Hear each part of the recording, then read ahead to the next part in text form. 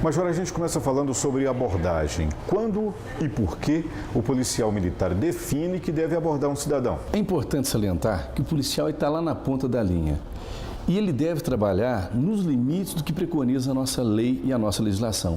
O que a Constituição fala? Ninguém é obrigado a fazer ou deixar de fazer se não for em virtude de lei. Em relação à abordagem, qual que é a lei que tutela, que limita a ação da polícia? É o Código de Processo Penal.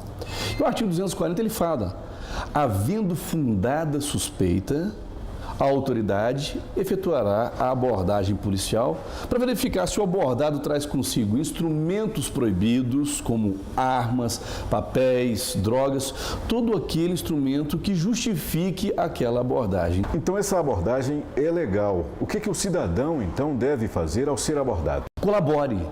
Porque aquele trabalho do policial é para você abordado, para você cidadão, mais uma garantia de que o Estado está agindo de maneira proativa, visando exatamente a coibir que fatos e pessoas cometam uma transgressão, um crime, como por exemplo o porte de arma. Major, a gente sabe que não é crime andar sem documentos, mas se recusar a se identificar é contravenção penal. Se a pessoa estiver sem documentos, como é que ela deve proceder?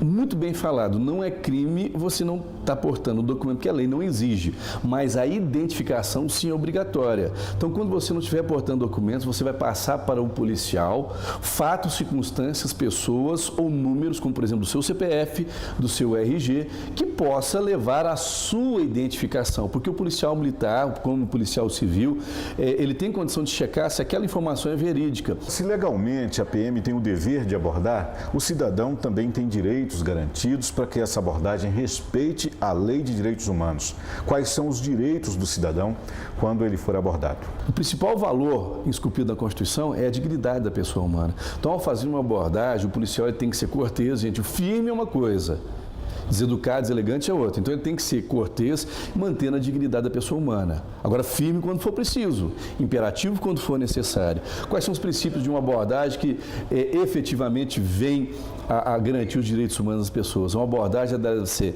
legal, proporcional, conveniente e oportuna. Falando da prisão, ela pode ocorrer por ordem judicial ou em flagrante delito. Em caso de a pessoa ser presa, quais são os direitos dela? No ato de uma prisão, o que a Constituição determina?